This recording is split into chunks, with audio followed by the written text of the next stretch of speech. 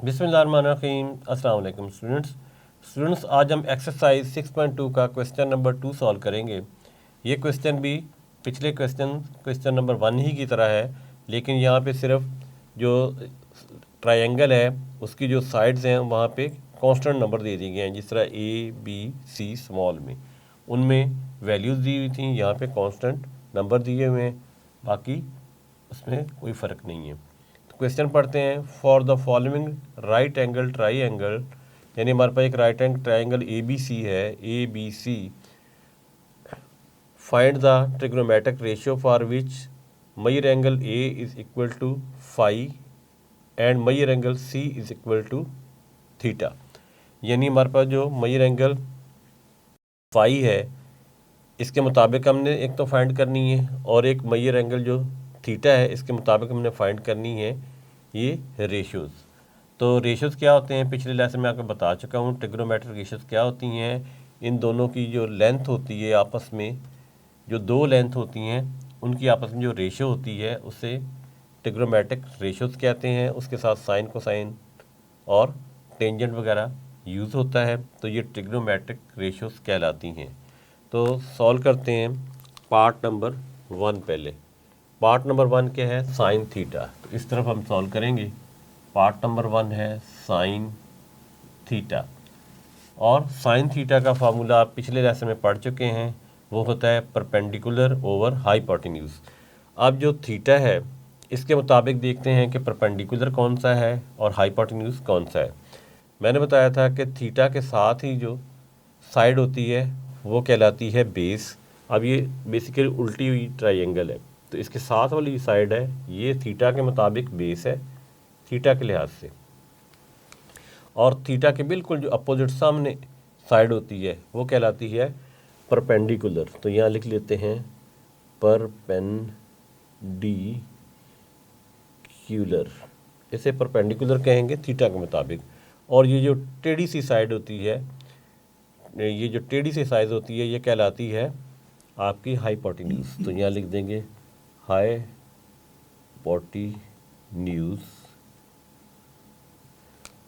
तो अब थीटा के लिहाज से ये बेस है, ये परपेंडिकुलर है और ये हाइपोटेन्यूज है। और साइन थीटा का फार्मूला क्या होता था? उसका फार्मूला था परपेंडिकुलर ओवर हाइपोटेन्यूज। तो यहाँ पे लिखेंगे परपेंडिकुलर ओवर हाइपोटेन्यूज, इनमें शॉर्ट में मैंने लिख दिए। और परपेंडिकुलर अब हमारे पास कितना है? वो है मेजरमेंट ऑफ AB। तो यहाँ लिख लेते हैं मेजरमेंट ऑफ AB। ये ऊपर डैश का मतलब होता है ये लेंथ है। ओवर क्या आएगा? Measurement of AC। तो लिखेंगे मेजरमेंट ऑफ AC, यानी परपेंडिकुलर और हाइपोटेन्यूज क्या है? Measurement of AB over measurement of AC। तो उसकी वैल्यू क्या है? C, और इसकी वैल्यू क्या है? B। तो ये आंसर आ जाएगा C over B। Final answer आ गया इसका। नेक्स्ट नंबर 2 पे है कॉस थीटा। तो यहाँ पे हम लिखेंगे नंबर 2 पे कॉस थीटा। अब कॉस थीटा का क्या फार्मूला होता है स्टूडेंट्स? कॉस थीटा का फार्मूला होता है बेस ओवर हाइपोटेन्यूज। तो पहले हम यहाँ पर लिख लेते हैं बेस ओवर हाइपोटेन्यूज, और वो क्या है? बेस क्या है हमारे पास? BC, यानी measurement of BC over measurement of AC। पहले भी हमने लिखा था। और BC किसके इक्वल है? A के, और AC किसके इक्वल है? B के। तो यहाँ आ जाएगा A ओवर B। तो ये इसका आंसर आ गया। नेक्स्ट नंबर 3 पे है टेंजेंट थीटा। यहाँ पे लिखेंगे नंबर 3 पे टेंजेंट थीटा। अब टेंजेंट थीटा किसके बराबर होता है? वो बराबर होता है परपेंडिकुलर ओवर बेस। तो यहाँ पे लिखेंगे परपेंडिकुलर ओवर बेस। अब यहाँ पे परपेंडिकुलर हमारे पास क्या है थीटा के लिहाज से? AB। तो लिखेंगे मेजरमेंट ऑफ, M छोटा लिखना है आपने, मेजरमेंट ऑफ AB, ये ऊपर डैश डालनी है, लेंथ की साइन है, बेस क्या है? Measurement of BC। तो यहाँ लिखेंगे मेजरमेंट ऑफ BC। अब AB किसके इक्वल है? ए बी इक्वल है सी के और बी सी किसके इक्वल है, ए के। ये इसका आंसर आ जाएगा। नेक्स्ट है स्टूडेंट नंबर 4 पे साइन ऑफ फाई, यानी एंगल अब चेंज हो गया है। तो ये नंबर पे 4 पे लिखते हैं साइन ऑफ फाई, सॉरी ये मैं मिटा के दोबारा लिखता हूँ, sine of phi, sine phi. अब हमने एंगल फाई के लिहाज से देखना है कि बेस कौन सी है और परपेंडिकुलर कौन सा है, हाइपोटेन्यूज कौन सा है। तो इसी को मैं एक पिक्चर यहाँ पे बना लेता हूँ आपको सिर्फ समझाने के लिए। ये इस तरीके से बना लेता हूँ मैं यहाँ पे, शायद थोड़ा मैं इसका कम रखा है लेकिन है वही, सिर्फ आपको समझाने के लिए बना रहा हूँ। यहाँ पे एंगल देखें फाई है और यहाँ पे सी है, इधर हमारे ए है, इधर हमारे बी है। अब इस एंगल के लिहाज से देखा जाए तो ये इसके साथ वाला जो साइड होती है वो बेस है, और यहाँ देखें ये परपेंडिकुलर थी, और इस एंगल के बिल्कुल सामने साइड जिस तरह यहाँ बताया था इसके सामने थी परपेंडिकुलर, और इसके सामने क्या होगी, परपेंडिकुलर, यानी इसका परपेंडिकुलर ये है। तो यहाँ पर जो परपेंडिकुलर, और ये तिरछी साइड जो होती है ये वही रहेगी हाइपोटेन्यूज। तो यहाँ लिखेंगे हाइपोटेन्यूज। तो इसके लिए ये तस्वीर बड़ी है छोटी है, सिर्फ समझाने के लिए मैंने ये बनाई है, वरना इसका साइज वही है।